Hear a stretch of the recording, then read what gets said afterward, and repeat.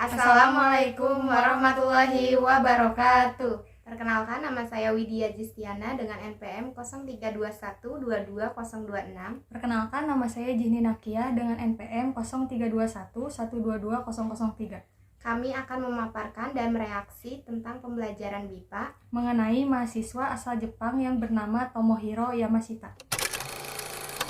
Tomohiro Yamashita merupakan mahasiswa jurusan Teknologi Informasi di Universitas Waseda di Tokyo, Jepang.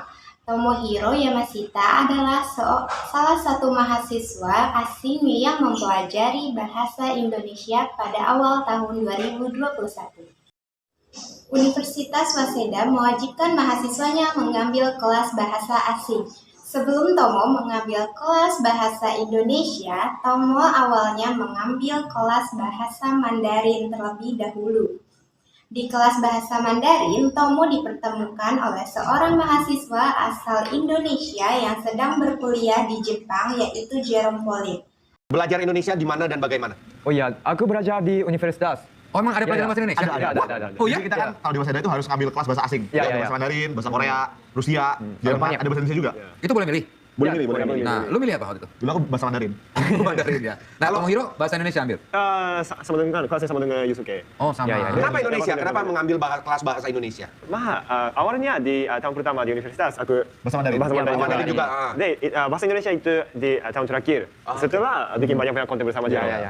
Jerome Pauline merupakan konten creator yang memiliki channel YouTube yang bernama Nihongo Mantapu. Jerome memperkenalkan tentang budaya-budaya yang ada di Indonesia lewat channel YouTube-nya yang dibuat bersama-sama. Tomohiro merupakan salah satu anggota Wased Boys dari 3 anggota lainnya, yakni Jerome Pauline, Yasuke, dan Otsuka.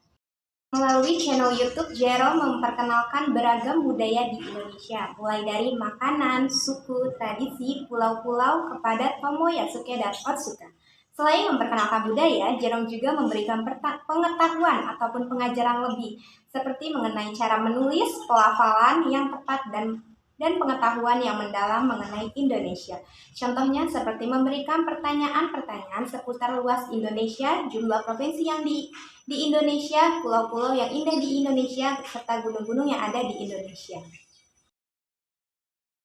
Kultur shock. Ketika Tomohiro berkunjung ke Indonesia, ia mengalami kultur shock. Beberapa kultur shock tersebut yaitu: 1. Di Bandara Indonesia harus melalui security check untuk bagasi. Kedua, harga hotel, makanan, baju sangat murah di Indonesia. Yang ketiga, banyak diskon ketika bulan Ramadan, terlebih lagi di toko online. Yang keempat, pada saat bulan puasa, di pasar banyak yang berjualan jenis makanan yang semuanya hampir sama. Yang kelima, banyak toko yang bangunannya bersatu dengan rumah atau ruko. Dan yang keenam, tarif taksi yang sangat murah. Tomohiro mengikuti ajang perlombaan pidato yang dipromosikan oleh dosen kelas bahasa Indonesia. Dalam perlombaan tersebut, Tomohiro meraih juara 1 lomba pidato kategori A. Selamat siang, saudara-saudara yang saya hormati. Selama belajar di universitas, saya juga salah satu pencipta konten di channel YouTube Nihongo Mantapu. Dan inilah alasan mengapa koneksi saya dengan Indonesia lebih besar daripada yang kalian pikirkan. Sekarang, saya ingin menjelaskan mengapa Indonesia telah mengubah hidup saya. Pertama kali mengetahui cerita Indonesia adalah saat saya bertemu dengan Jerome Pauline, teman sekelas saya dan YouTuber terkenal di Indonesia. Kesempatan yang telah saya dapatkan ini, seperti mendapatkan ajaran-ajaran dan budaya baru dari Indonesia, serta dapat berinteraksi dengan banyak orang Indonesia, sudah membuat mata dan hati saya sungguh terbuka. Sejak saya bertemu dengan Jerome, saya selalu diberikan kesempatan olehnya untuk selalu berhubungan dengan Indonesia dalam banyak hal. Dan disitulah cinta saya pada budaya dan masyarakatnya dimulai. Demikian pidato Yamashita Tomohiro. それでは次に、第1位最優秀賞は山下智博さんです。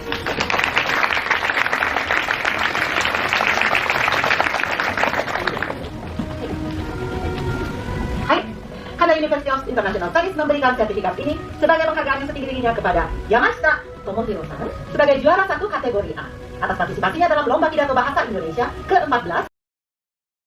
Untuk meraih juara, Tomohiro membutuhkan persiapan selama 2 bulan. Dalam mempersiapkan diri untuk lomba, Tomo membuat pidato dalam bahasa Inggris lalu ditranslate-nya ke dalam bahasa Indonesia. Kemudian Tomo juga dibantu oleh temannya yang bernama Lukas. Lukas adalah mahasiswa asal Indonesia yang berkuliah di Jepang. Lukas merupakan teman Jerome Pauline. Lukas mengajarkan Tomo yaitu mengenai kosakata dan memperbaiki pelafalan yang kurang tepat pada pidato yang dibuat oleh Tomo. Lukas membantunya dengan cara merekam saat Lukas membacakan sebuah pidato. Melalui rekaman tersebut, Tomo meniru mengenai pelafalan yang tepat.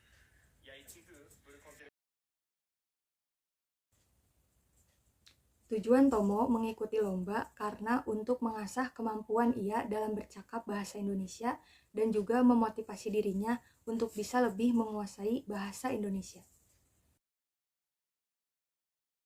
Dari kedua temannya yang berwarga negara Jepang, yaitu Yusuke dan Otsuka, Tomo lebih bisa menguasai bahasa Indonesia. Hal ini bisa dilihat ketika Tomo melafalkan bahasa Indonesia dalam kehidupan sehari-harinya. Ia yang lebih mahir dibandingkan dengan kedua temannya. Hal ini pula yang mendorong Tomo membuat channel YouTube yang sebagian besar kontennya menggunakan bahasa Indonesia. Yang tidak tahu, aku orang Jepang. Sekarang aku belajar di Universitas Waseda di Jepang. Sekarang aku ada di kelas 4 dan aku sudah belajar bahasa Indonesia selama sekitar 8 bulanan dari bulan April tahun yang lalu. Dan aku salah satu pencipta konten di channel YouTube Nihongo Mantapu dan teman dengan Jerome Pauline, Yusuke, Otsuka, dan Banji Hyang, Lukas, dan banyak orang. Di channel aku, jadi aku tidak pikir aku bisa dapat silver play button this fast. Terima kasih guys. Oke, selamat ketemu Hiro dan hari ini aku lagi di Jakarta dan ada tamu spesial yang akan datang ke Indonesia yaitu Otsuka di rumah. Udah 1 tahun Otsuka ke Indonesia dan akhirnya Otsuka akan datang ke Indonesia lagi, jadi aku mau jemput dia dan hari ini aku mau bikin konten bersama dia 24 jam makan makanan Indonesia. Let's go. Oke, teman berikutnya namanya soto ayam dan ini terkenal untuk ayam, tapi hari ini habis, jadi kita mau membeli soto ayam. Selamat. Soto ayam pada mar. Satu porsi. Tambah nasi. 12. Oke. 12.000. Wow, murah banget. Terima kasih. Mantap. Jadi, perkembangan pembelajaran bahasa Indonesia Tomohiro disebabkan oleh beberapa faktor, yaitu motivasi belajar bahasa Indonesia yang sangat tinggi di dalam dirinya, lingkungan sosial yang membantunya mempelajari bahasa Indonesia, serta dukungan-dukungan yang ia dapat di sekelilingnya, dan juga ketekunannya dalam berlatih menggunakan bahasa Indonesia. Selanjutnya terdapat video mengenai pelafalan dan penulisan yang kurang tepat saat diucapkan oleh Tomohiro. Seperti kata berikut. Pelafalan yang kurang tepat diantaranya aku melakukan banyak sesudah Aku mulai belajar bahasa Indonesia di kuliah dari bulan April tahun lalu. Waktu aku ikut lomba pidato bahasa Indonesia adalah tanggal 4 bulan Desember, jadi adapun aku udah belajar bahasa Indonesia selama terakhir memperkenalkan bahasa Indonesia. Seluruh murid semua membantu sekali. Selesai cek, kita mulai latihan mengucapkan pelafalan mengucapkan lafar. Aku harus stop atau pakai suara yang kuat. Dan I realize ini terus susah untuk aku karena aku sulit. Tidak tahu kosakata mana yang aku harus bilang pakai suara kuat.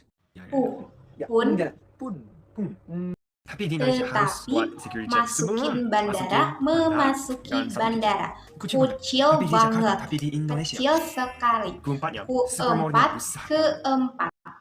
Lalu ada penulisan kurang tepat, diantaranya air terjun. Seharusnya air terjun. Air terjun. Nggak usah. 1, 2, 3. Pegunungan. Seharusnya Pegunung. Lalu ada juga video mengenai penulisan Tomohiro yang kurang tepat dalam menulis kosakata bahasa Indonesia. Bisa kita lihat di dalam video yang pertama, Tomo menulisnya Manokeali. Yang benar adalah Manokwari.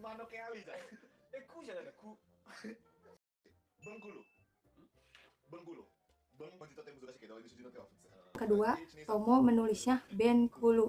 Seharusnya yang benar adalah Bengkulu. Yang ketiga, Tomo menulisnya Palangkalayan. Seharusnya yang benar adalah Palangkaraya. Yang keempat, Tomo menulisnya dan melafalkannya 400 menggunakan akhiran e. Seharusnya yang benar adalah 400, tidak menggunakan akhiran e. Yang kelima, Tomo menuliskannya dan melafalkannya kue rumah saya. Harusnya ke rumah saya. Yang keenam, Tomo melafalkan kata minuman menjadi minume. Seharusnya yang benar itu minum. Dapat disimpulkan, tingkat kemampuan berbahasa Indonesia yang dimiliki oleh Tomohiro lebih baik dibandingkan dengan kedua temannya yang berasal dari negara yang sama, yaitu Yusuke dan Otsuka. Proses tingkat kemahiran Tomohiro diawali dengan tingkatan pemula, yaitu A1 dan A2, karena sudah memiliki kompetensi dasar dalam penggunaan bahasa Indonesia pada percakapan sehari-hari. Hal ini diperjelas ketika ia membuat channel YouTube pribadi dengan berbahasa Indonesia. Lalu, Tomohiro juga sudah mencapai tingkat kemahiran Madya B1 B2 karena Tomo sudah dapat memakai bahasa Indonesia baik secara lisan maupun tulisan. Contohnya, pada saat Tomo lomba pidato, ia dapat melafalkannya secara tepat. Sekian dari kami, mohon maaf bila ada salah kata. Wassalamualaikum warahmatullahi wabarakatuh. Sampai jumpa lagi.